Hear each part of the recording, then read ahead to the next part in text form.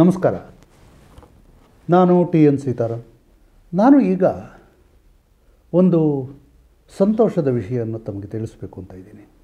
ನನ್ನ ಧಾರಾವಾಹಿಗಳನ್ನು ನೋಡ್ತಾ ಇದ್ದವರು ಇಷ್ಟಪಡ್ತಾ ಇದ್ದಿದ್ದು ಅಂದರೆ ಮುಕ್ತ ಮನ್ವಂತರ ಇದರಲ್ಲೆಲ್ಲ ನಿಮ್ಮ ಕೋರ್ಟ್ ಸೀನ್ಗಳು ಸರ್ ಅಂತ.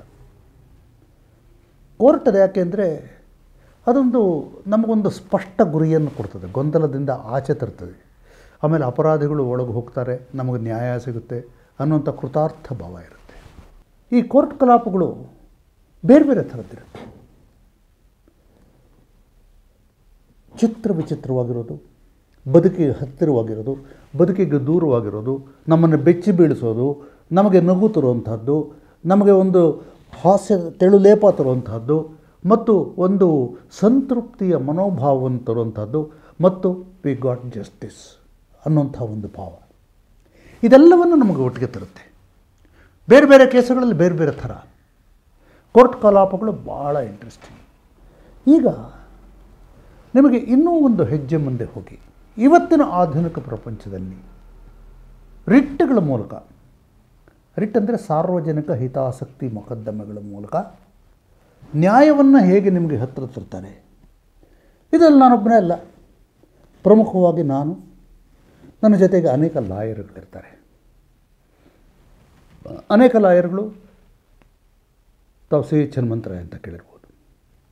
ನನಗೆ ಎಲ್ಲದರಲ್ಲೂ ಕಾನೂನಿನ ಜ್ಞಾನವನ್ನು, ಮಾರ್ಗದರ್ಶನವನ್ನು ಕೊಡ್ತಾಯಿದ್ದರು. ಇನ್ನೊಬ್ಬರು ಚಂದ್ರಮೌಳಿ ಅಂತ ಈ ರಾಜ್ಯದ public prosecutor, state public prosecutor ಆಗಿದ್ದರು. ಹೀಗೆ ಶಂಕರಪ್ಪನವ್ರು ಇರ್ಬೋದು, ರೇವಣಸಿದ್ದಯ್ಯ ಇರ್ಬೋದು, ಆಮೇಲೆ ಜಿ ಆರ್ ಮೋಹನ್ ಅವರು ಇರ್ಬೋದು.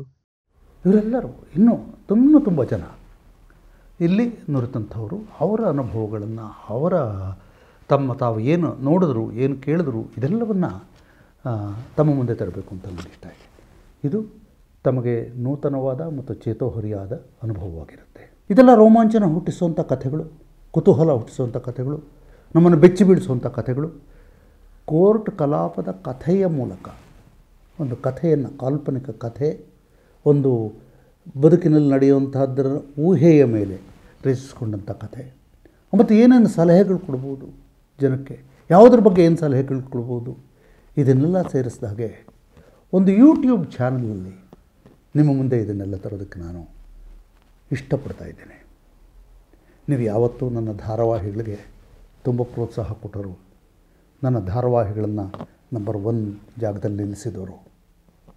ಯೂಟ್ಯೂಬ್ ಚಾನಲ್ ಉಪಯೋಗ ಏನು ಅಂದರೆ ಎಲ್ಲಿ ಬೇಕಾದರೂ ನೋಡ್ಬೋದು.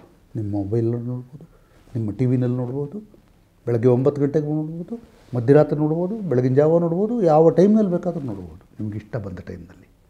ನೀವು ಹೆಚ್ಚೆಚ್ಚು ಜನ ನೋಡಿದ್ರೆ ಹೆಚ್ಚೆಚ್ಚು ಕುತೂಹಲಕಾರಿಯಾದ ಕಥೆಗಳು, ಹೆಚ್ಚೆಚ್ಚು ನಿಮಗೆ ನೈಜ ಅನ್ನಿಸುವಂಥ ಸನ್ನಿವೇಶಗಳು, ಇದನ್ನೆಲ್ಲನೂ ಬೇರೆ ಬೇರೆ ಲೊಕೇಶನ್ಗಳಲ್ಲಿ ನಿಮ್ಮ ಮುಂದೆ ತರುವಂಥ ಪ್ರಯತ್ನ ಮಾಡ್ಬೋದು.